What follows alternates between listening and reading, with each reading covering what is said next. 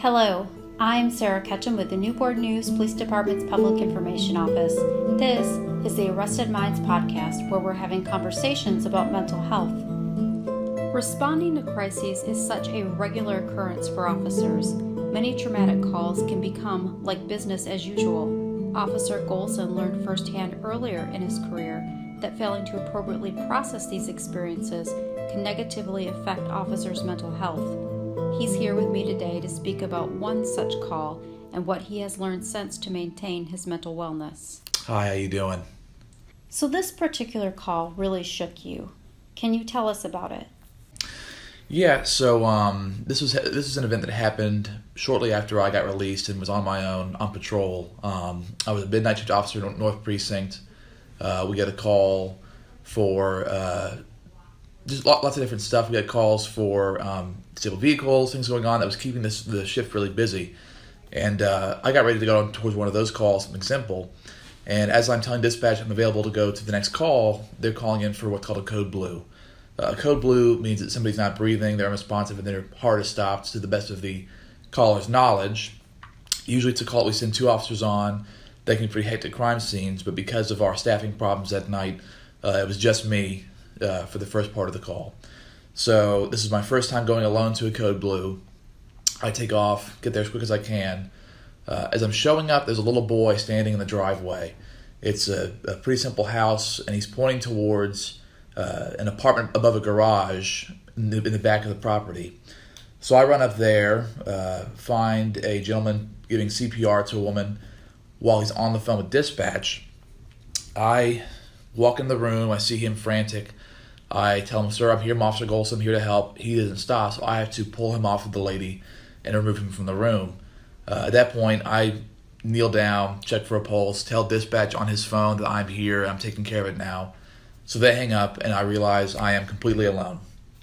Checked for the pulse, didn't feel anything, there was no breathing, so I do a couple rounds of CPR, and at that point, medics show up almost immediately, so I really don't have to do much as far as CPR goes. At that point, I step out, talk to the gentleman, try and calm him down, let him know that medics are here, this is what they're trained for, they're professionals, and they're going to take care of it. So get him in sort of a more calm state, start asking, what happened, what are the details, that kind of thing. As he's giving them to me, I remember there were children, elsewhere in the property. I saw the one boy, and so I asked, I said, "Have you seen your two kids?" Which he informs me aren't actually his kids. This is his girlfriend's house, and he was over visiting his girlfriend and her two children. And he says they're in a room across the hall. This is a very small apartment. It's like I said, it's an apartment above a garage. It's one living room space with a kitchen. There's a hallway with a bedroom on both ends. So the one bedroom on the right had the female in it they're working on. The one to the left had the children in it. And they can't leave without seeing all the commotion in the other room because it's straight ahead across from them. But I go ahead and kind of block their view and walk them out into the living room with us so I can talk to them a little more. At which point a sergeant shows up to help me out a little bit. So I had some backup to kind of help facilitate these people and keep them calm. As I'm talking to these kids, and the medics are working on the lady for quite a long time, we worked on her for about 45 minutes. I'm talking to the gentleman, getting some more information, and the medics come in and tell me that she has gone ahead and passed away. They couldn't do anything else for her. So I tell this to the gentleman, who becomes hysterical, understandably. And I look over towards the kids, who are starting to cry, and I said, "I'm really sorry, guys. We need to get you somewhere for the night. You can't just stay here. Do you have anyone nearby that you can call?"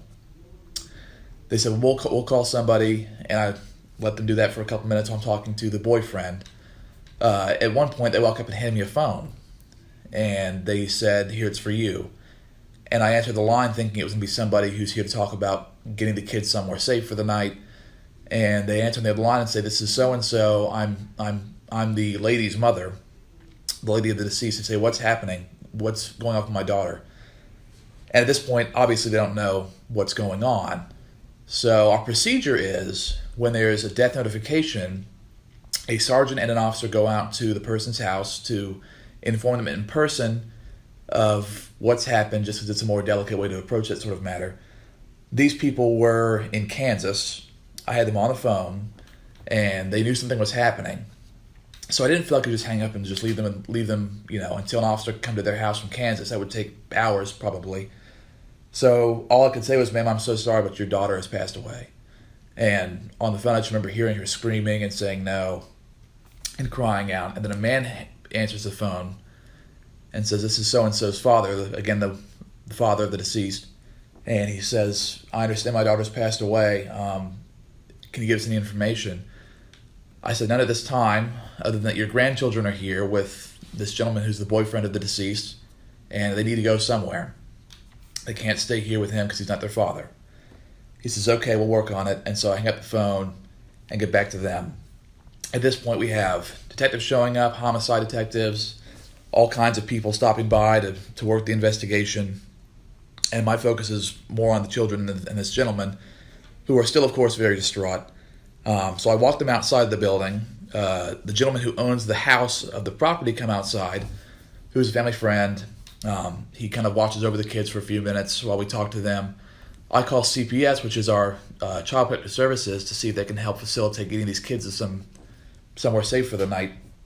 They tell me, well, obviously they can't stay with a boyfriend. He's not, a guardian. They have a father. He lives out of state but nearby, so we're going to call him.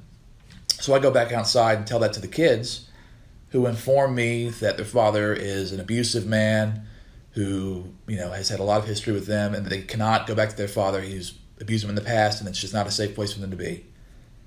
So I call back to CPS, reiterate this information, and it's initially met with, well, there's not much we can do. He's the father. He's next in line for custody. So I relay this to my sergeant, who says, listens to the information and basically says, these kids are not going back to their dad. If I have to, I'll take them home with them myself. At this point, a long, drawn-out battle with CPS kind of begins, and it's this back-and-forth thing where we're trying to get information about who the father is. They're trying to facilitate getting the dad's information to call him and get him home. Basically, it boils down to the kids and the boyfriend of the deceased figure out if they don't pass along father's information, then CPS can't call him. And so with that kind of in their minds, and CPS realizing that they don't have much of a choice, we call back the grandparents in Kansas, who agreed to fly out that night to come get the kids and take them somewhere safe. And so at that point, it's almost noon. This call started about 2 a.m., and it's now almost noon. And we finally get them taken to CPS, waiting for Grandma and Grandpa, and get the body removed, talk to them. I'm sorry, I can back up too. I can remember as we're walking the kids out, the kids had to go back and get some of their stuff, some of their clothes and belongings. And the mother's already gone at this point. But we walk back in the room, and the boys and the girls sit down there, and they just kind of sit where their mom was laying when we found her. And the daughter gets up and goes to get some stuff, get her clothes ready. And the boy's just sitting there sobbing over where his mom was. And I can remember just putting my arm around him and kind of just saying, it's going to be okay. I'm so sorry for what happened, everything like that. And eventually I kind of usher him out of the room and get his things as well, because CPS is waiting. And at that point, I just got in my car and sobbed for what was probably 15, 20 minutes myself. Not because of what I had seen with the dead body. I mean, I'd seen bodies before. I've seen bodies since then, of course, some that are more gory, some that are more traumatic in their own experience. But the unique factors of these children and this family that I had to deal with, and just seeing their trauma and living that vicariously was such an impactful thing over this fairly long call, this 10-hour event, that it really had a more profound impact on me than any other dead person call I've received. So then what happened? So then I go back to my station. At that point, I kind of lost memory beyond that of what happened next. I think I went home that day a little early, and they said, hey, come back tonight, complete the report for your next night shift. You can go home now, it's late. So I went home, went to bed, slept, did all that. A couple of weeks later, I can remember getting a call from the grandparents again, who just wanted to give me some more information. They said that the kids were doing okay. They just had the funeral service, but they wanted to thank me and the sergeant for doing what we did to make sure those kids got in good hands. And I thought, well, that's very kind. I appreciate that, and told them thank you. I'm glad they were okay. But throughout the next couple of weeks, the thoughts just couldn't get out of my head. I can remember seeing this lady's face, knowing she was dead, seeing the lack of, life in her eyes, the face of the children when I had to tell them what had happened, the boyfriend's reaction, everything just kept coming to me, and it wouldn't leave.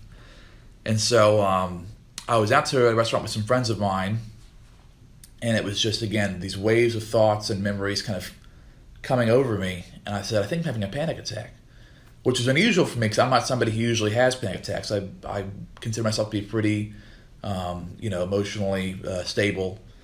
But they said, what's going on?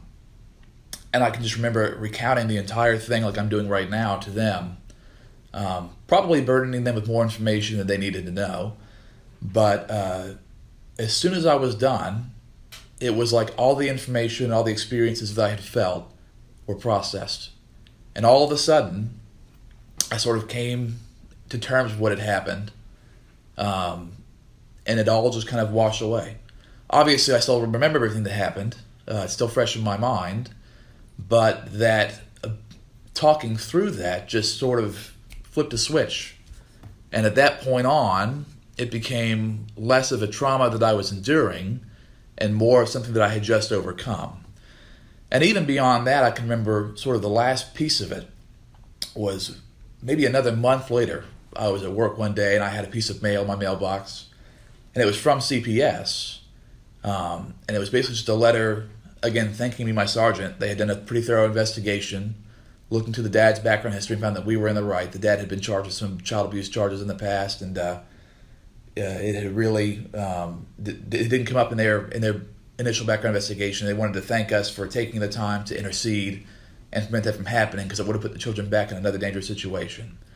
So that was really just another extra step in the healing process that really kind of helped me overcome, what I had gone through. Do you think it's difficult for some people to open up like you did and to share with others when they're struggling? Yeah, I think it is, because even for me it is. I don't usually talk about these kind of things. We all sort of collect these stories from work. Some are comical, some are horrible, and we tell each other these stories, and we maybe tell our loved ones, about these stories. But I'm not someone who often vents to people. I don't often use an outlet for my emotions. I prefer to deal with them in other ways, and I know how hard it is to open up to sometimes because it's foreign to me too. But that's, I think, was part of what's so important for it, is that the usual means of stress coping that I used weren't working in this situation. It's so beyond what normal people and normal trauma is like that it required me to go an extra step and try something else and find new outlets for my experiences, my frustration, that I know it's difficult for other people because it was for me too. And what sometimes happens to other people when they don't process their trauma? Well, I think that a lot of people will find these habits, like talking to others or, whatever they do, whether it's yoga or prayer or meditation, we find outlets. Unfortunately, sometimes those outlets aren't always good things. Of course, there's things like alcoholism, drug addiction, drug dependency, depression, different things that evolve when we don't find ways to deal with the stress we experience. I think it's important to say, too, is that I don't think that this is a profoundly unusual call for police. This is something that is really quite, I don't want to say average, but it happens quite often. Just on the way here, there were 2 calls for dead people across the city, just this morning since I was recording this podcast. And I'm sure people will listen to this if you're officers and you think, wow, I've had experiences that were worse than that, or, some experiences. But I think the point of that is that it's not about the most traumatic experiences that we deal with. It's that this is a regular occurrence. I've had plenty of calls that were, again, of equally horrible caliber to this since this first call a couple of years ago. And it's the fact that this is so average for us. This is such a business as usual situation that really is an eye-opener as to how important stress management is, because as used to it as we get, as callous as we sometimes get, this isn't normal for people to experience. Our bodies and brains weren't meant to deal with this every day and every night. And so finding these new ways to cope with your stress in a healthy and helpful way is such an important part of what we do. It's as important as going out and doing our jobs. Is there anything that you think helped you to be able to open up to your friends that day? In a strange way, I think it was almost desperation. There was nothing else I had. Like I said, I had done my other outlets. I had thought on it. I had talked to my friends and family, or my family about it. They had known about it for some time. Just some of the basic details. I didn't give them the full story.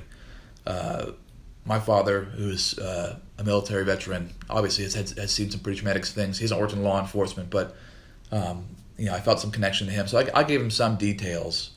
But it was when it was time to just sit down and just talk through it and digest what had happened. It was just it's just what I knew I needed to do. It wasn't anything that caused me that day. I didn't call them to the restaurant to talk about this thing. I didn't plan to talk about this thing. But as I was sitting here having this, if you will, episode, that was just the only thing that came to mind was I need to talk about this. Doesn't happen often for me, like I said. Hasn't happened really since then like that. But at the moment, I knew it was what I needed to do. It was uncomfortable. I'm sure it was uncomfortable for my friends as well. But it really was the only thing that was going to digest what had happened for me. So what are some things you do now to take care of yourself? Well, I've kind of played around with a lot of different things. I take a lot of time to myself. I think it's important. A lot of people in this job really want to be go-getters. They spend a lot of time in the streets. They spend a lot of time doing overtime, doing secondary employment, which is great. That's fine. But having time to be out of this uniform is so important. That's the time we decompress. It's hard to decompress, even when you're sitting on the streets doing nothing. If you're sitting in your car, you're still on a different level of high alert. Taking time for yourself and knowing what to do with that time is what's really going to help you heal. For some people, it's meditation. For me, it was a lot of different things. Prayer. I've even practiced, trying yoga, just different things to find different outlets to relieve stress. Again, just taking time to visit your friends, be out of uniform, and be a person rather than an officer was a huge part of it for me too. And learning what worked particularly for me, what works for me stress related, that was its own journey in itself. I think every officer, every person has to find out what their stress management looks like. It's not going to be the same.